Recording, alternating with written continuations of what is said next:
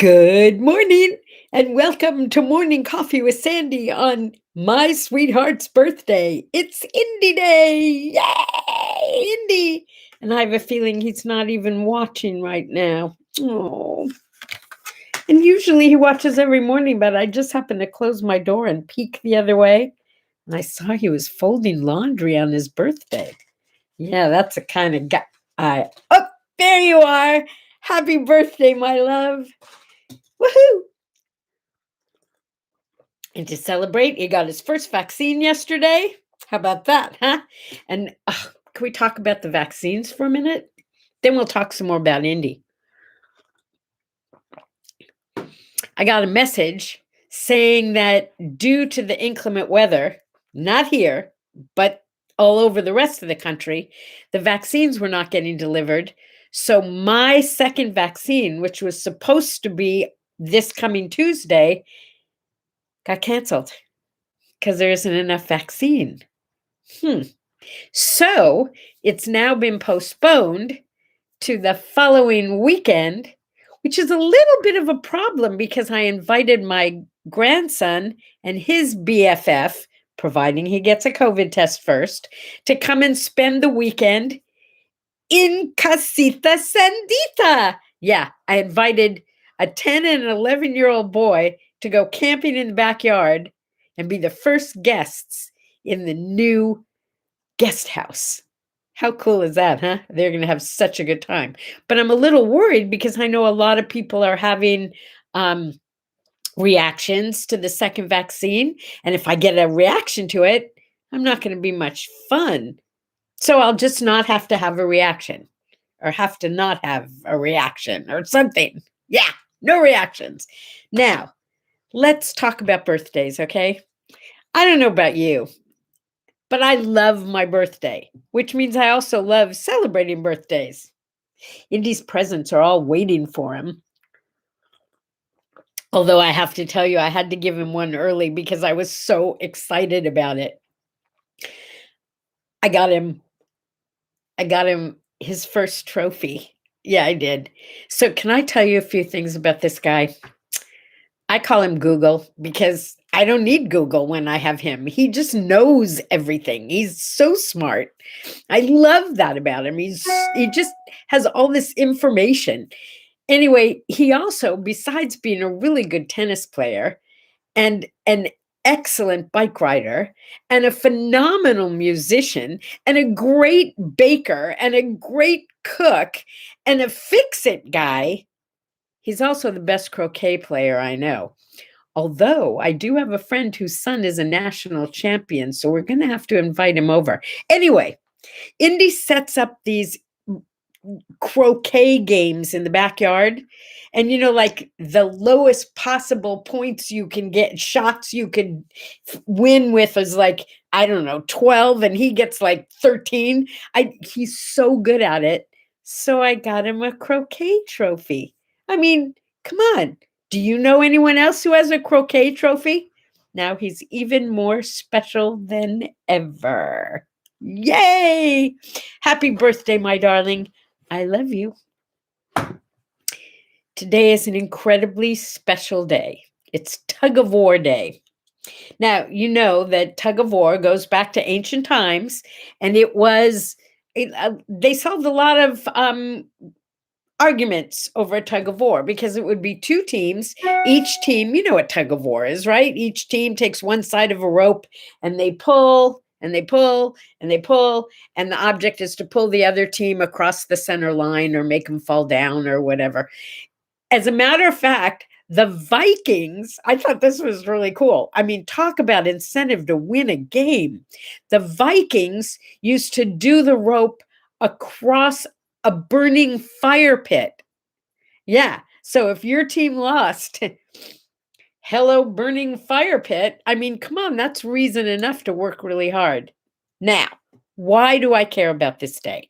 I care about this day because I'm not a huge fan of tug of war, but I am a huge fan of Shel Silverstein and Hug of War. This was my kids' one of their very, very favorite goodnight poems. and mine. And you know I'm a huge Shel Silverstein fan. Where the Sidewalk Ends. Yeah, okay. So let me share this with you. Hug of war. I will not play at tug of war. I'd rather play at hug of war, where everyone hugs instead of tugs, where everyone giggles and rolls on the rug, where everyone kisses and everyone grins, and everyone cuddles and everyone wins. Most of Shel Silverstein's poems are not quite so sweet, but this one is just the sweetest. And don't panic. You don't even have to ask. I've already scheduled it to be posted on What Do I Say, What Do I Do, even before this is over. So by the time this is over, you will have it, bam, right there for you to copy and you to share. Hug of war. It's also National Caregivers Day. Can we talk about that for a minute? If you've ever been a caregiver, I salute you. Seriously. Let me turn it around for a minute. What do I say? What do I do? There is absolutely not enough I can say to acknowledge caregivers. I only know this because I did it firsthand. And when Fritzy lived with me, as much as I adore her, it has nothing to do with that. It's such an incredible responsibility. It's like being a mom on acid. Yeah. I mean, it's like being a mom, being a mom, being a mom. It's like that. You feel everything they feel after a while. You are responsible 24/7. It's exhausting. It's frustrating. And I love all of you for doing it. Yeah. It's not a thankless job, but it's a really tough job.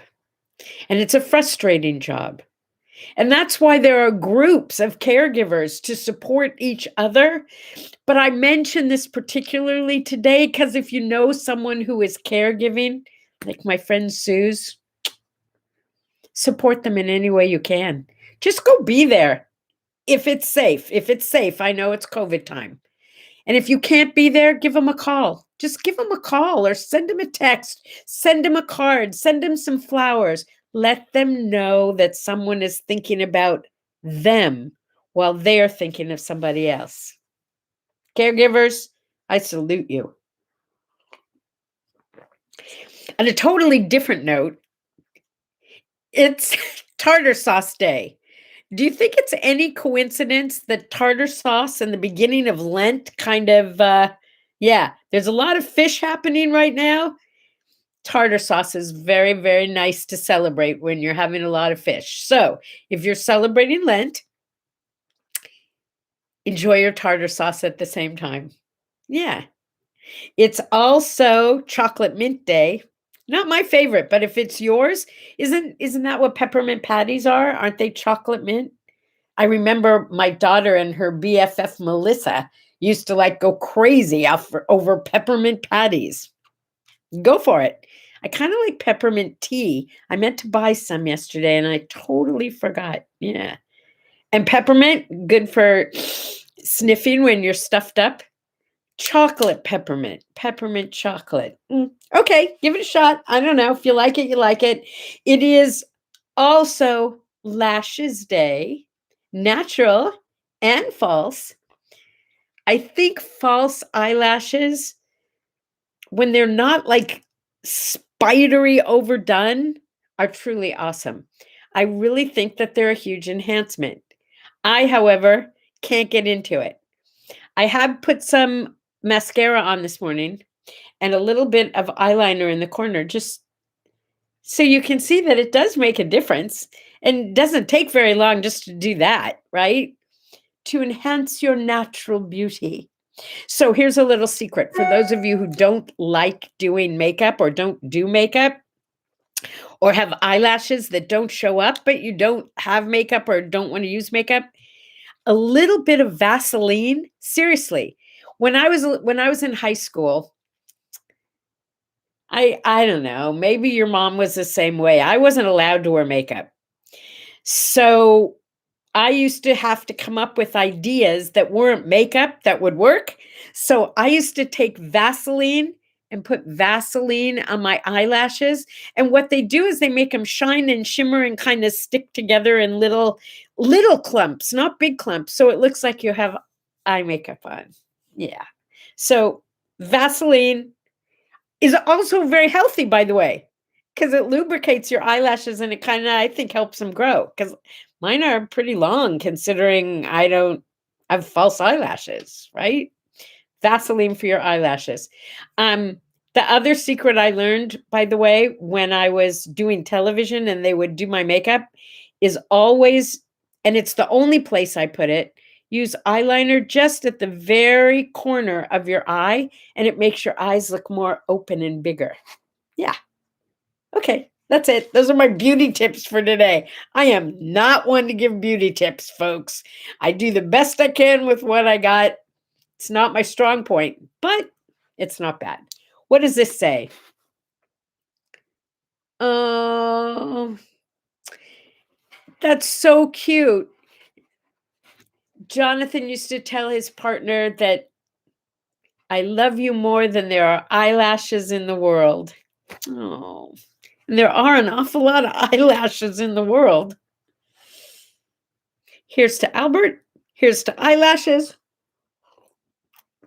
And here's to being the best you could possibly be. So, what happened on this day?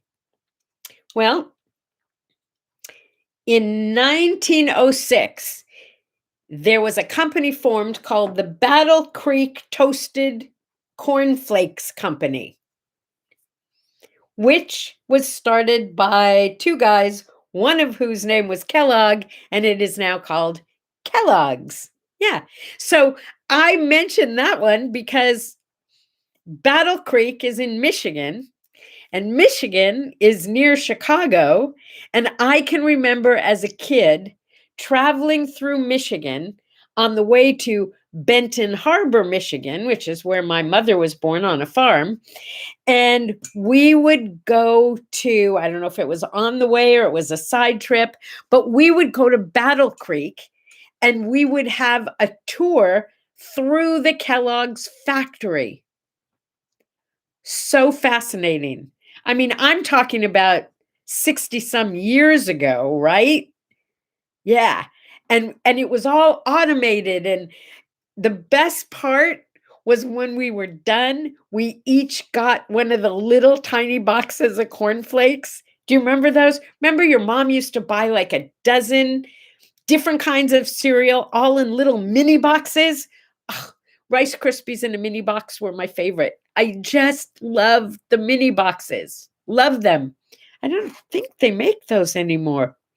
But once when I was on a trip to England, I found, and unfortunately it got destroyed in the move, one of the mini boxes of Snap, Crackle, and Pop on the front. It was Rice Krispies, and they were called Rice Bubbles over there, not Rice Krispies, Rice Bubbles. So I bought it and I kept it for probably 20 years, and then it got destroyed in the move. How sad, right? Okay, so happy birthday to the Kellogg's Company.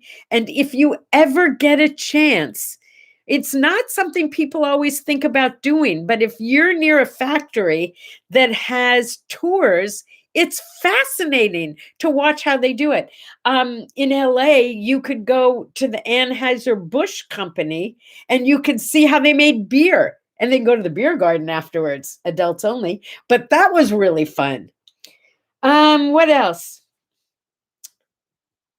It is also the birthday, born in 1473, of Nicholas Copernicus. I love that name. I loved it so much that in sixth grade, when we were studying astronomy and we got to choose who we wanted to do a report on, I did a report on Nicholas Copernicus because I loved his name. Isn't it so cool? Nicholas Copernicus, Nicholas Copernicus. Interesting fact about Nicholas Copernicus.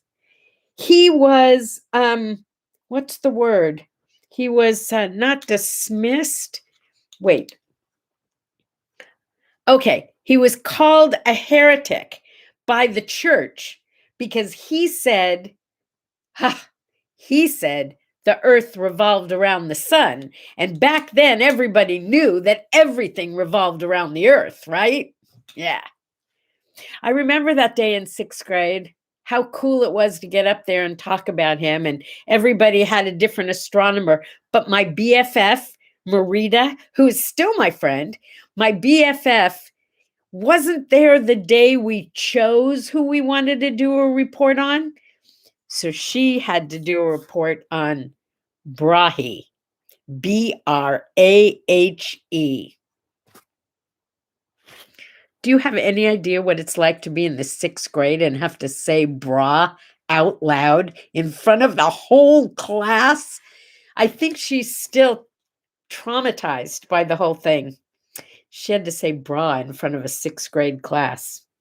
Here's to Brahe and Copernicus, and to my friend Marita, who had to go through that pain and anguish and humiliation in front of the whole class. All right. I'm ending with this one today because it's so bizarre. In 1945, 980 Japanese soldiers were killed by crocodiles in 2 days on Ramirez Island in Burma. I'm going to have to look that up because that's the weirdest story I've ever heard. 1945, 980 Japanese soldiers killed by crocodiles. So here's my wish for you today. Be careful. Stay out of crocodile pits. It's not worth the trouble. And you're not going to be able to fight them off. So give it up. Just let it go. In the meantime, check out today's word art because it's what I promised you from Dr. Seuss's saying about people who mind don't matter. Yeah, people who matter don't mind, and people who mind don't matter. Bam! That's what it is. And that's today's word art. So check it out on Word Art by Sandye or in What Do I Say, What Do I Do? And don't forget, you're not saying, hey, I'm here. And I can see that there are a lot of you here, but I'm not seeing you saying hi to me. So let's say hi, huh? And for now, let's say bye-bye and happy birthday to my sweetheart. Happy birthday, darling. Love you and love all of you too. Bye-bye.